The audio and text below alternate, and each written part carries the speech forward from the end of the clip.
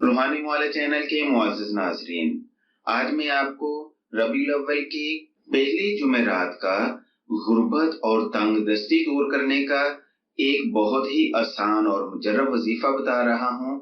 اس وظیفہ کو کرنے سے نہ صرف آپ کی تنگ دستی اور غربت دور ہوگی، بلکہ اللہ تعالیٰ کی ذات اپنے پیارے حبیب حضرت محمد صلی اللہ علیہ وآلہ وسلم کی آمد کی خوشی میں آپ پر اپنی رحمتوں کے دروازے کھول دے گا اور آپ کو مالا مال کر دے گا۔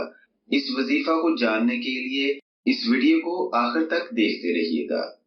نحمدہ ونصلی علی رسولہ الکریم، اما بعد فاعوذ باللہ من الشیطان الرجیم، بسم اللہ الرحمن الرحیم، الحمد للہ رب العالمین، والصلاة والسلام علی سید الانبیاء والمرسلین وعلى آلہ واصحابہ اجمعین برحمتک یا ارحم الراحمین۔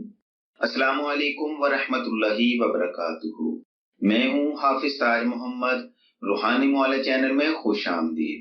خواتین و حضرات، 12 ربیع الاول کا مہینہ اور یہ سال جس کو عام الفیل کے سال سے بھی جانا جاتا ہے، بہت ہی رحمتوں اور برکتوں والا مہینہ ہے، کیونکہ اس سال عام الفیل کے تقریباً 55 دن بعد حضور صلی اللہ علیہ وآلہ وسلم کی ولادت باسعادت ہوئی۔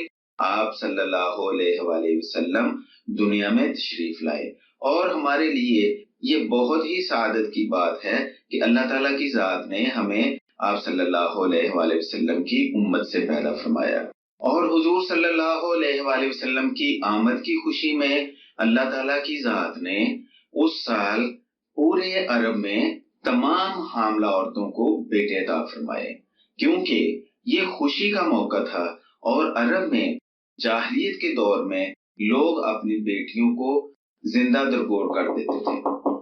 تو اللہ تعالیٰ کی ذات نے بھی اپنے پیارے حبیب حضرت محمد صلی اللہ علیہ وآلہ وسلم کی آمد کی خوشی منائی ہے۔ یہ بہت ہی بابرکت مہینہ ہے۔ اس مہینے میں ہمیں چاہیے کہ جہاں مختلف طریقوں سے حضور صلی اللہ علیہ وآلہ وسلم کی آمد کی خوشی میں چراغاں کرتے ہیں، وہی ہمیں یہ عہد بھی کرنا چاہیے کہ ہم ہر سال کہ کم از کم حضور صلی اللہ علیہ وآلہ وسلم کی ایک سنت کو اپنائیں گے، اور حضور صلی اللہ علیہ وآلہ وسلم کی محبت میں کسی ایک برائی کو چھوڑ دیں گے۔ اس طرح چند ہی سالوں سے آپ کی اپنی زندگی بھی بدل جائے گی، اور یہی حقیقی طور پہ حضور صلی اللہ علیہ وسلم کی آمد کی خوشی منانا ہے۔ یہ بہت ہی رحمتوں والا مہینہ ہے۔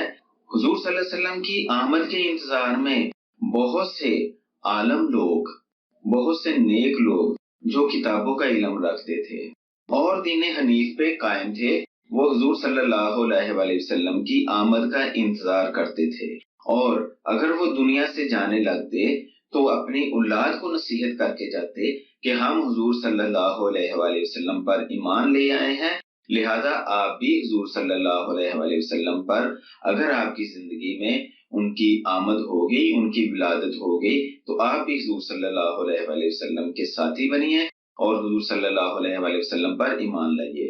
اور اسی 12 ربیع الاول کے حوالے سے میں آپ کو ایک بہت ہی زبردست قسم کا بہت ہی آسان وظیفہ بتا رہا ہوں۔ یہ وظیفہ ربیع الاول کی نوچندی جمعرات کو کیا جاتا ہے۔ نوچندی جمعرات تو تقریباً ہر مہینے میں ہی آتی ہے، لیکن یہ جو 12 ربیع الاول کی نوچندی جمعرات ہے، یہ تو خاص الخاص جمعرات ہے۔ اس جمعرات کو جو میں آپ کو وظیفہ بتا رہا ہوں، وہ غربت کو دور کر کے، تنگ دستی کو دور کر کے، اپنے مال میں، رزق میں خیر و برکت حاصل کرنے کے لیے، اور اپنی تمام مصیبتوں پریشانی سے چھٹکارا پانے کے لیے اس عمل کو نوچندی جمعرات کو کریں۔